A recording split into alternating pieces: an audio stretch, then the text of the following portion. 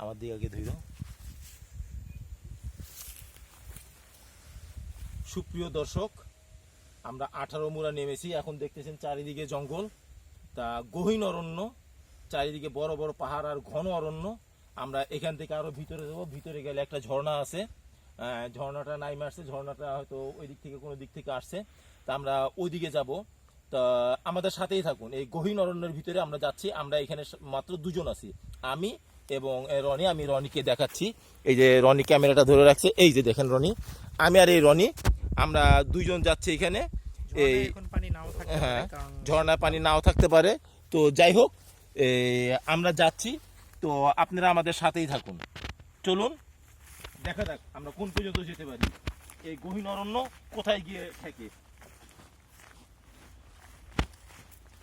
তবে যাই হোক দর্শক, এই গহীন অরণ্যের ভিতরেও মানুষ চলাচল করে, কারণ চলাচল করে বিধায় যে এখানে দেখতে পাচ্ছেন যে গরুর গোবর, এর মানে এখানে মাঝে মাঝে গরু আসে, কেউ না কেউ নিয়ে আসে। আর এদিক দিয়ে যে পায়ে হাঁটা একটা রাস্তার মতো দেখা যাচ্ছে, এর মানে এখানে মাঝে মাঝে হঠাৎ হঠাৎ মানুষ আসে, এটাই হচ্ছে কথা। তো চারিদিকে গহীন অরণ্য, লিচু বাগান, চারিদিকে আমরা যেদিকে দেখতেছি ওদিকে একটা তাল গাছ, মৃত তাল গাছ।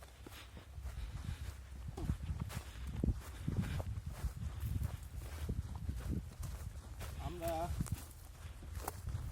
অরণ্যের গহীন থেকে গহীনের দিকে যাচ্ছি, চলুন আপনাদেরকে দেখাই, আপনারা আমাদের সাথে থাকেন।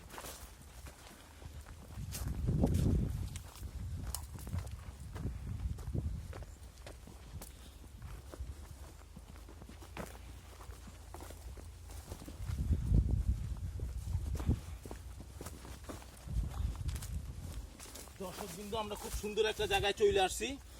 তা এখন আপনারা সেই সুন্দর জায়গাটা আমরা দেখাবো।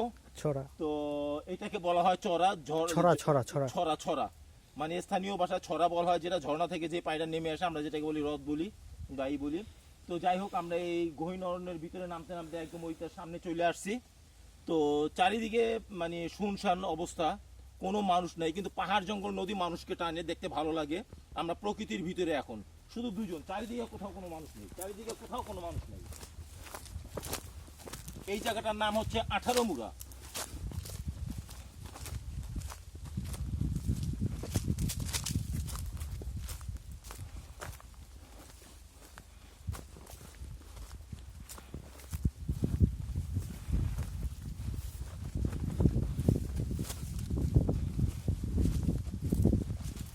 দর্শক, আমরা চলে আসছি সেই 18 মুড়া,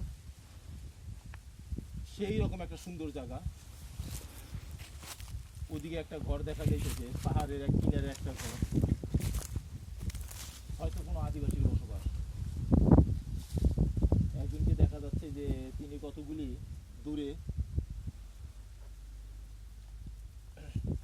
ক্যামেরাটা তুমি ধরে রাখো, আমি তো ক্যামেরাটা বের করি, ধরো।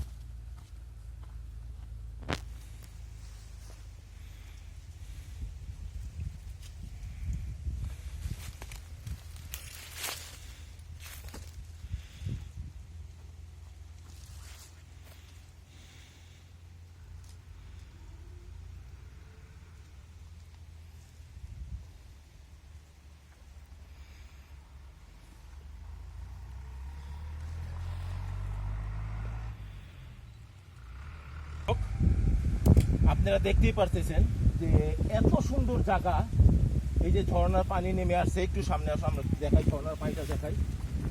একদম স্বচ্ছ একটা পানি, একদম বালিটা, নিচের বালিটা পর্যন্ত দেখা যাচ্ছে যে বালি যাচ্ছে, একদম স্বচ্ছ পানি।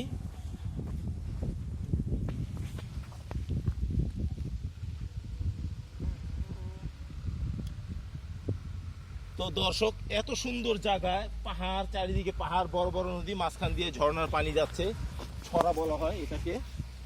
আর এদিক দিয়ে চারিদিকে গহীন জঙ্গল, চারিদিকে গহীন জঙ্গল আর বড় বড় পাহাড় দেখতে পারতেছেন। এদিকে হাতি আসে, সচরাচর হাতি আসে, এদিকে পর্যাপ্ত পরিমাণে হাতি আসে, জঙ্গলি হাতি প্রচুর পরিমাণে হাতি আসে। আর অন্যান্য বন্য প্রাণীও আছে, একটু কম, শিয়াল এবং কুকুর আর বান্দর এটাও একটু বেশি। তো এই জায়গাগুলি সত্যি দেখে আমার কাছে খুব ভালো লাগলো, যে খুবই চমৎকার। আর ওই যে দূরে যে দেখতে পারতেছেন এটা হচ্ছে আদিবাসীদের লিচু বাগান। তা ওইখানে আদিবাসীরা লিচু বাগান করে ওইখান থেকে কাইটে নিয়ে শহরে যায় বিক্রি করে। আমরা যে ঢাকা বসে বসে ভালো ভালো লিচু খাই, এর অনেকটাই দিক থেকেও যায়। তো দেখলেন, তো চলুন এরপরে আমরা আবার অন্যদিকে যাই একটু সামনে।